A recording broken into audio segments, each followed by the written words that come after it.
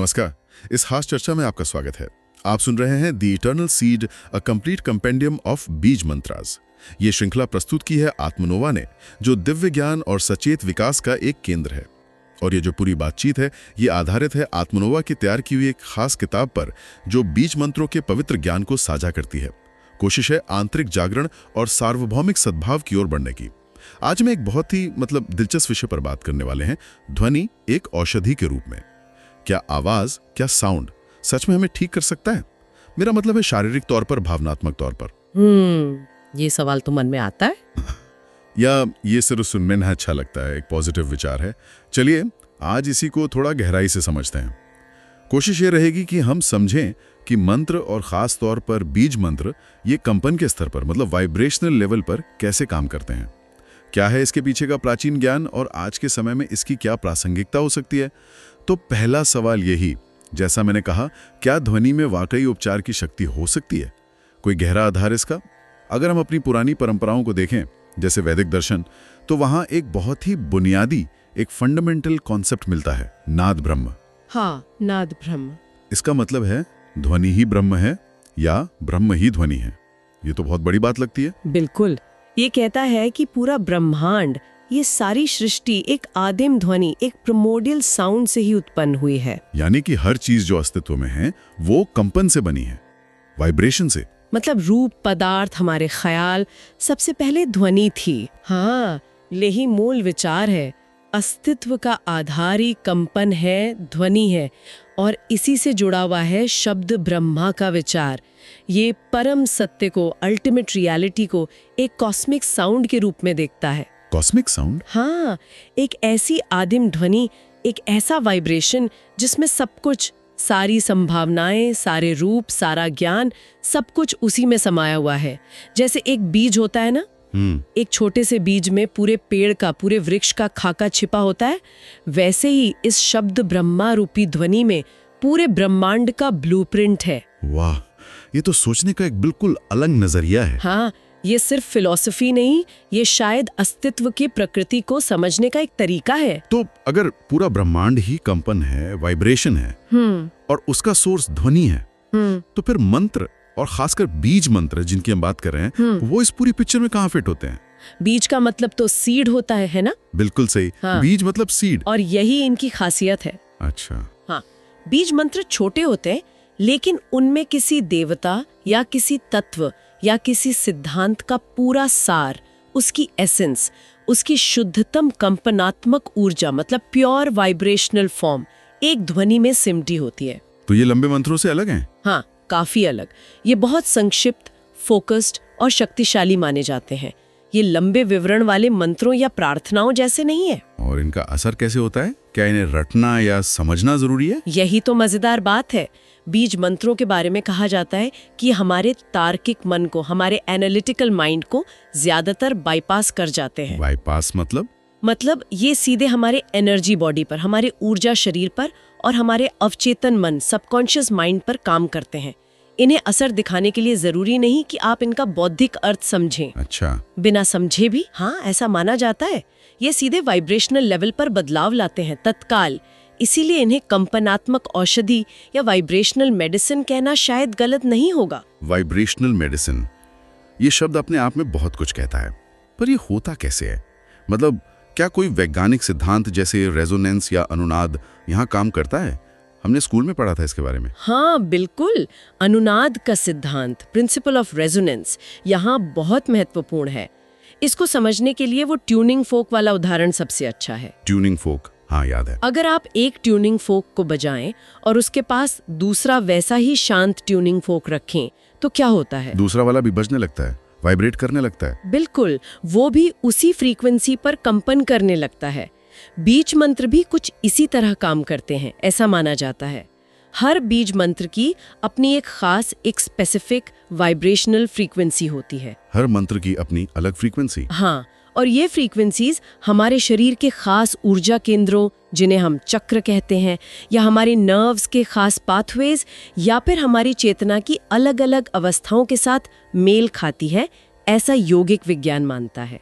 अच्छा। तो जब कोई साधक सही उच्चारण और सही इरादे से मंत्र का जाप करता है तो उसके अपने एनर्जी फील्ड और उस मंत्र से जुड़ी जो कॉस्मिक फ्रीक्वेंसी है उसके बीच एक तालमेल बैठता है, एक अनुनाद स्थापित होता है, रेजोनेंस। तो ये ऐसा हुआ जैसे हम रेडियो को किसी स्टेशन पर ट्यून करते हैं। वैसे ही मंत्र जाप से हम खुद को एक खास कॉस्मिक फ्रीक्वेंसी पर ट्यून कर रहे हैं। क्या बढ़िया उपमा दिया आपने, बिल्कुल सही।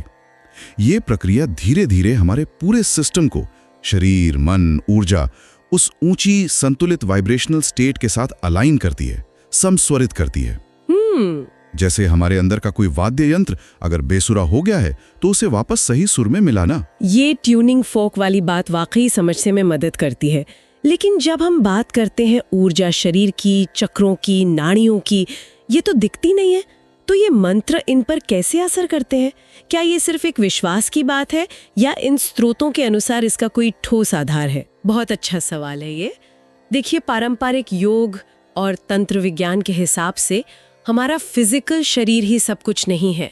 इसके साथ एक सटल एनर्जी बॉडी भी है। सूक्ष्म शरीर। हाँ, सूक्ष्म शरीर, जिसमें चक्र होते हैं एनर्जी के सेंटर्स और नाड़ियां होती हैं एनर्जी फ्लो के चैनल्स। बीज मंत्रों को इन ऊर्जा केंद्रों को एक्टिवेट करने, उन्हें साफ करने, बैलेंस करने और उनमें हार्मनी लाने के लिए बहुत सटीक, प्रिसाइज टूल माना गया है। टूल जैसे औजार। हाँ, एक तरह से ऊर्जा के औजार। और ये सिर्फ दिमागी कल्पना नहीं है। ऐसा माना जाता है कि इन ध्वनियों और इन ऊर्जा केंद्रों के बीच एक वास्तविक वाइब्रेशनल कनेक्शन है, एक पत्राचार है, जिसे हजारों साल के अभ्यास और अनुभव से समझा गया है। क्या कुछ उदाहरण दे सकती हैं, जैसे चक्रों से जुड़े मंत्र? हाँ बिल्कुल। जैसे सबसे पहला चक्र है मूलाधार चक्र, हमारे शरीर के बेस पर। उसका बीज मंत्र है लम। लम। हाँ, लम। माना जाता है कि इसका कंपन हमें स्थिरता देता है, सिक्योरिटी की भावना देता है, ग्राउंडिंग देता है। जब हम थोड़ा अस्थिर महसूस करते हैं, डरा हुआ महसूस करते हैं, तो लम का जाप हमें वापस अपने केंद्र में लाने में मदद कर सकता है। अच्छा, और दूसरे चक्र? फिर आता है स्वादिष्ठान चक्र, सैक्रल चक्र जी। इसका बीज मंत्र है वम। वम। ये हमारी भावनाओं, क्रिएटिविटी और जीवन के फ्लो से जुड़ा है। तो वम का कंपन इमोशनल ब्लॉक्स को खोलने और क्रिएटिव एनर्जी को जगाने में मदद कर सकता है। फिर बहुत महत्वपूर्ण है अनाहत चक्र, हमारा हृदय केंद्र जी। इसका बीज मंत्र है यम। यम। हाँ, यम। इसका संबंध है प्रेम, करुणा, सहानुभूति, जुड़ाव से। तो यम का जाप या ध्यान हृदय को खोलने, प्रेम की ऊर्जा बढ़ाने और इमोशनल बैलेंस लाने में सहायक माना जाता है। तो इसका मतलब हर बीज मंत्र एक खास चाबी की तरह है जो किसी खास एनर्जी सेंटर या गुणों को खोलता है। हाँ, आप ऐसा कह सकते हैं। बहुत सटीक उपमा है। जैसे रम है मणिपुर चक्र के लिए सोलर प्लेक्सिस, जो हमारी विल पावर, कॉन्फिडेंस और डाइजेस्टिव फायर का केंद्र है। हम है विशुद्धि चक्र के लिए गले का चक्र, जो हमारी अभिव्यक्ति, कम्युनिकेशन और सच बोलने की क्षमता से जुड़ा है।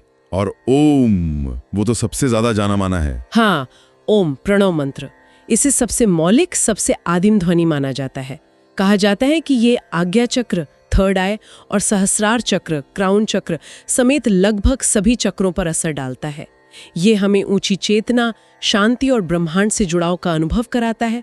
तो आप देख रहे हैं, ये सिर्फ आवाजें नहीं है, ये ऊर्जा को दिशा देने वाले शक्तिशाली साधन है। ये सब सुनने में बहुत गहरा और सुंदर भी लगता है। लेकिन सवाल वहीं आता है, क्या ये जो वाइब्रेशनल रीअलाइनमेंट की बात हम कर रहे हैं, ये सच में फिजिकल और इमोशनल लेवल पर हीलिंग में बदल सकता है? पारंपरिक ज्ञान तो यही कहता आया है सदियों से, पर क्या आज के समय में इसे किसी और तरह से भी समझा जा सकता है? हाँ, और यहीं पर शायद प्राचीन ज्ञान और आधुनिक विज्ञान के बीच कुछ पुल बनते दिखते हैं। दो साइंटिफिक कॉन्सेप्ट यहाँ काम आ सकते हैं। एक है एंट्रेनमेंट और दूसरा रेजोनेंस, जिसकी हमने बात की।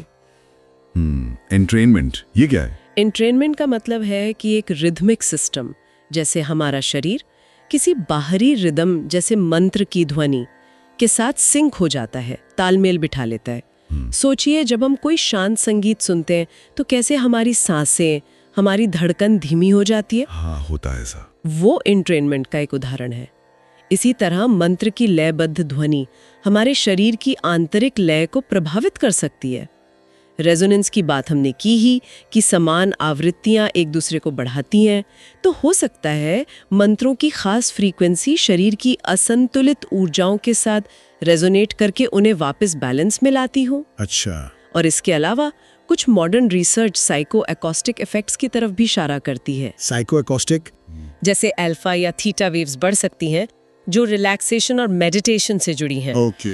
इससे स्ट्रेस हार्मोन जैसे कॉर्टिसोल का लेवल कम हो सकता है और शरीर का जो रेस्ट एंड डाइजेस्ट सिस्टम है, पैरासिम्पैथेटिक नर्वस सिस्टम, वो एक्टिवेट हो सकता है और ये सिस्टम हीलिंग और रिकवरी के लिए बहुत जरूरी है। तो मतलब जो शांति या सुकून हमें ओम के जाप से महसूस होता है, उसके पीछे ये शारीरिक प्रक्रिया भी काम कर रही हो सकती है। हाँ, बिल्कुल संभव है।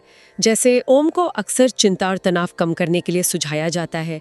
इसका गहरा शांत प्रभाव शायद इसी पैरासिम्पैथेटिक सिस्टम के एक्टिवेशन से जुड़ा हो। यह हमें वर्तमान पल में लाता है, मन को शांत करता है। स्रोतों में कुछ और भी उदाहरण दिए गए हैं, जैसे यम मंत्र जो हृदय चक्र का है, उसे भावनात्मक संतुलन और दिल खोलने के लिए उपयोगी बताया गया है। हाँ बिल्कुल, यम का कंपन प्रेम, करुणा और जुड़ाव की भावनाओं को बढ़ाता है। ये उन भावनाओं को जगाता है जो अक्सर डिप्रेशन या अकेलेपन में दब जाती हैं। ये हार्ट की एनर्जी को बैलेंस करता है। और ह्री के बारे में भी बताया गया है, जो शक्ति से जुड़ा है अवसाद के लिए। हाँ, ह्रीम देवी दुर्गा की शक्ति से जुड़ा बीज मंत्र है। इसे सुरक्षात्मक ऊर्जा का स्रोत माना जाता है। तो भावनात्मक अंधकार या डिप्रेशन जैसी स्थिति में ये आंतरिक शक्ति और रेजिलियंस जगाने में मदद कर सकता है, ऐसा माना जाता है। एक और दिलचस्प उदाहरण था श्रीम मंत्र का, लक्ष्मी जी का मंत्र। इसे पैसे या समृद्धि से जुड़ी चिंता कम करने के लिए बताया गया है। इसका क्या मतलब है? क्या मंत्र जपने से पैसे आ जाते हैं? शायद सीधे तौर पर बैंक बैलेंस ना बढ़े, लेकिन श्रीम का जो वाइब्रेशन है वो अबंडेंस यानी प्रचुरता की भावना पैदा करता है, ब्रह्मांड पर एक भरोसा जगाता है। अच्छा। ये उस कमी की, उस असुरक्षा की मानसिकता को बदलने में मदद कर सकता है जो अक्सर फाइनेंशियल चिंता की जड़ होती है। जब हमारा अंदरूनी एहसास बदलता है तो बाहरी परिस्थितियों को देखने का, उनसे डील करने का हमारा तरीका भी बदल सकता है ना? हाँ, ये बात तो सही है, नजरिया बदलता है। और शारीरिक स्वास्थ्य के लिए भी कुछ खास मंत्र हैं, जैसे धन्वंतरी बीज का जिक्र था। हाँ, धन्वंतरी को आयुर्वेद और उपचार का देवता माना जाता है। उनका बीज मंत्र सीधे फिजिकल हीलिंग एनर्जी से कनेक्ट करने के लिए इस्तेमाल होता है। इसी तरह चक्रों वाले बीज मंत्रों के भी फिजिकल फायदे बताए गए हैं। जैसे रम, आर्यम, मणिपुर चक्र का मंत्र, ये पाचन अग्नि से जुड़ा है तो डाइजेशन और मेटाबॉलिज्म के लिए सहायक हो सकता है। लम, एलएम, मूलाधार चक्र का मंत्र पृथ्वी तत्व से जुड़ा है तो ये फिजिकल स्टेबिलिटी और स्ट्रक्चरल हेल्थ के लिए उपयोगी माना जाता है। ये सब कहीं ना कहीं शरीर की एनर्जी को बैलेंस करने से जुड़ा है। तो अगर हम इन सब बातों को समेटें तो मूल विचार क्या है? लगता है सबसे बड़ी सीख ये याद रखना है कि हम सिर्फ ये फिजिकल बॉडी नहीं है, हम वाइब्रेशनल बीइंग्स हैं एक वाइब्रेशनल यूनिवर्स में। बिल्कुल, यही है सेंट्रल आइडिया, यही सबसे गहरी उपलब्धि है। और इस नजरिए से देखें तो ही हीलिंग या संतुलन की शुरुआत इसी सच को याद करने से होती है कि हम फंडामेंटली ऊर्जा है, कंपन है। मंत्र साधना, खासकर बीज मंत्रों का अभ्यास, वो हमारी अपनी असली डिवाइन नेचर की तरफ वापस लौटने की एक यात्रा है। इसमें हम पवित्र ध्वनि का इस्तेमाल करते हैं, उन रुकावटों को, उन गलत अलाइनमेंट्स को, उन नेगेटिव वाइब्रेशंस को धीरे धीरे हटाने के लिए जो हमें हमारी असली पहचान से, उस अंदरूनी शांति और आनंद से दूर रखते हैं। और इसका अंतिम लक्ष्य? परंपरा में अंतिम लक्ष्य को लय कहा गया है, मतलब पूरी तरह से कॉस्मिक चेतना में उस आदिम ध्वनि में विलीन हो जाना, उसके साथ एक हो जाना। मैकेनिकल जाप करना काफी नहीं होगा, है ना? आपने पहले भी कहा था, सही अप्रोच जरूरी है। हाँ, ये याद दिलाना बहुत जरूरी है। ये सिर्फ ध्वनियाँ नहीं है, इन्हें जीवित ऊर्जा माना जाता है। इसलिए श्रद्धा, विश्वास, भक्ति, एक पवित्र इरादा, ये सब बहुत मायने रखता है। और उच्चारण? सही उच्चारण भी महत्वपूर्ण है ताकि सही वाइब्रेशन पैदा हो। अभ्यास में निरंतरता, कंसिस्टेंसी बहुत जरूरी है। असर धीरे धीरे गहरा होता है। और हाँ, कुछ बहुत शक्तिशाली मंत्रों के लिए पारंपरिक रूप से एक योग्य गुरु से दीक्षा लेने की सलाह दी जाती है। गुरु दीक्षा क्यों? गुरु न केवल सही तरीका बताते हैं, बल्कि वो मंत्र की ऊर्जा को सुरक्षित और प्रभावी ढंग से साधक में स्थापित करने में मदद करते हैं। ये सम्मान और सावधानी का विषय है, इसे हल्के में नहीं लेना चाहिए। तो आज की हमारी इस चर्चा से ये बात तो साफ होती है कि ध्वनि, साउंड, ये सिर्फ शोर या सुनने की चीज नहीं है, ये कंपन है, वाइब्रेशन है, हमारे अस्तित्व का एक फंडामेंटल हिस्सा। और इसमें संतुलन लाने की और शायद उपचार करने की भी एक छिपी हुई क्षमता है। हाँ, जिसे मंत्र जाप जैसी प्राचीन और ध्यानपूर्ण प्रथाओं के जरिए हम सचेत रूप से जगा सकते हैं। हमने देखा कि कैसे नाद ब्रह्म के बड़े विचार से लेकर बीज मंत्रों की खास फ्रीक्वेंसी तक ये ज्ञान परंपरा और संभावित आधुनिक समझ के बीच एक पुल बनाने की कोशिश करता है। जो श्रोता इस विषय में और गहराई से जानने में रुचि रखते हैं, वे आत्मनोवा द्वारा प्रस्तुत द इटर्नल सीड कंपेंडियम का संदर्भ ले सकते हैं। बस ये याद रखना जरूरी है कि इस ज्ञान को सम्मान और सही समझ के साथ अपनाएं। और अंत में शायद ये पूरी बातचीत एक सवाल छोड़ जाती है हम सब के सोचने के लिए। अगर ध्वनि, जिसे हम अक्सर अपने चारों ओर बस यूं ही बहने देते हैं, उसमें इतनी शक्ति है कि वो वास्तविकता को आकार दे सके और हमारे शरीर, मन, आत्मा को इतनी गहराई से प्रभावित कर सके, तो जरा सोचिए हम दिन भर में जाने अनजाने और किन सूक्ष्म ऊर्जाओं, किन वाइब्रेशंस के साथ लगातार इंटरैक्ट कर रहे होंगे, जिनका असर हम पर हो रहा है पर शायद हमें उसका एहसास तक नहीं। ये वाकई सोचने वाली बात है। इस गहरी और इंसाइटफुल चर्चा में हमारे साथ जुड़ने के लिए आपका बहुत बहुत धन्यवाद।